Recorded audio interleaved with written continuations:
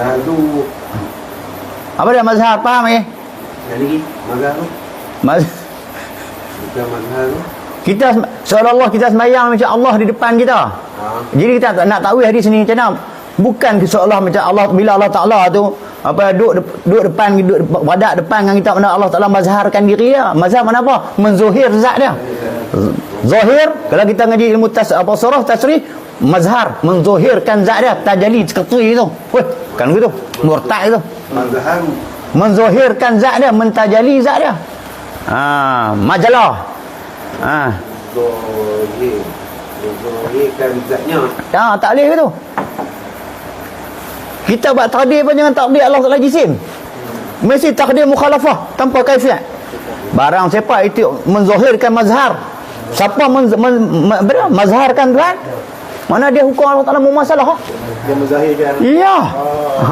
Tak. Mumasalah murtad weh. Murtad. Duk imagine Tuhan duk tengok aku. Tak apa Tuhan tengok aku pun duduk depan Tuhan. Dia ada. Jihad mukhalafah. Tu cara ahli sunnah wal jamaah faham. Tu sebab tu ulama kata jika kamu nak baca hadis, kamu kena ngaji tauhid dulu. Jadi siapa ngaji hadis tak ngaji tauhid, cedera iman dia. Kan? Dia hukum zahir ayat ni. Tu hadis Nabi ni, Nabi mafhum dia kot lain, kita faham kot lain. Tuhan duduk depan kita. Ramai gitu. Kau ngaji kau mutak.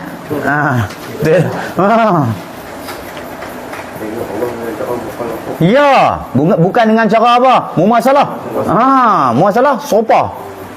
Baik. Bahawa engkau mengerjakan ibadat akan Allah Ta'ala itu seolah-olah engkau melihat Allah Ta'ala. Tu dengan cara apa? Mukhalafah. Maka jika engkau tidak nampak akan dia, dia takdir, jika engkau tak nampak akan dia, memang tak nampak pun, maka ia tetap melihat akan dikau. Tu tetap dah. Tu takut lah.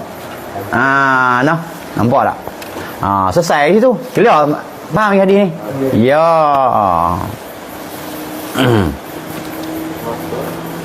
Maka nyatalah bahawa kebentukan Islam maka nyatalah bahawa kebentukan Islam yang sempurna itu adalah dengan berhimpun. Tu dia tu. Adalah dengan apa? Adalah dengan makna apa? Mesti berhimpun. Tu dia tu. Allah dengan apa? Dengan makna.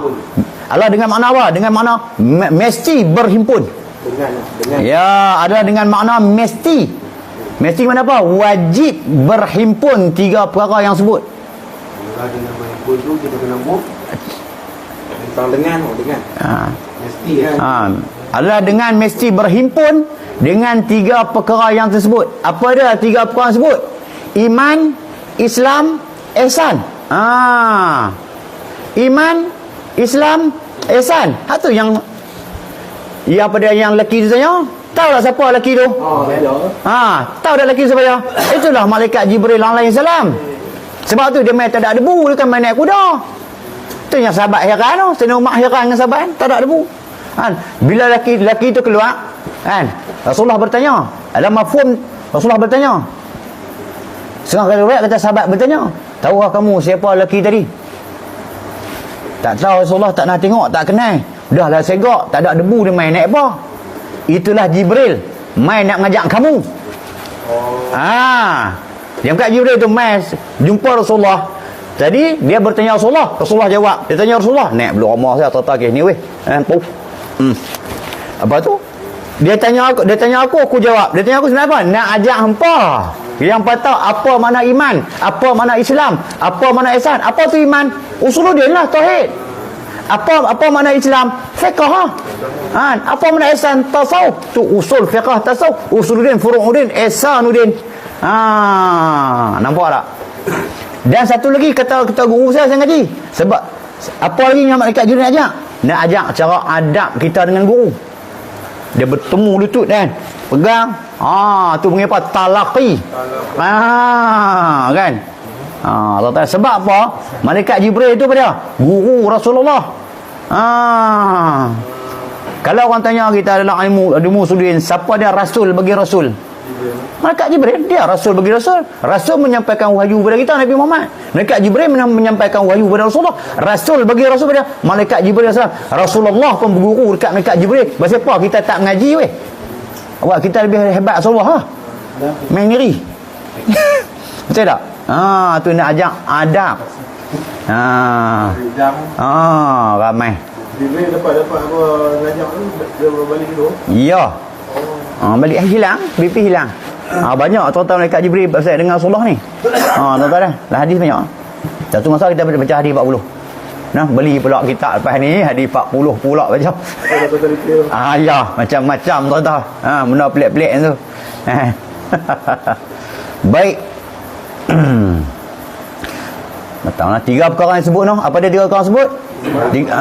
Usuluddin, fiqh, tasawuf, ataupun iman, Islam, ihsan. Kan? Baik. Bukanlah dengan semata-mata mengaku lidah dengan Islam jua, padahalnya tidak menunaikan segala rukun Islam dan rukun iman dan ihsan yang tersebut. Jadi tak cukup kalau orang tu sekadar nak mengaku kan, aku Islam, orang beriman. Beriman ni makna percaya. Iman ni apa dia? Iman ni kalau bahasa dalam kitab usul ni kata apa? Iman ni kata dalam kitab bisa tambah, bisa bertambah, bisa berkurang, bisa hilang. Apa maksud dia? Bisa bertambah, bisa berkurang, bisa hilang. Apa maksud dia? Boleh bertambah iman, kemuncak. Boleh berkurang iman. Boleh apa? Hilang iman. Apa dia? Murtad. Jadi iman ni pertama bila Tuhan campak kat kita hidayah dengan taufik tu, kita kena cari topak dia masuk.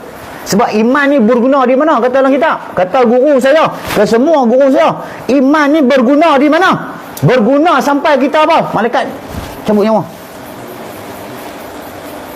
Tang tu guna lah. Nak guna iman tang tu.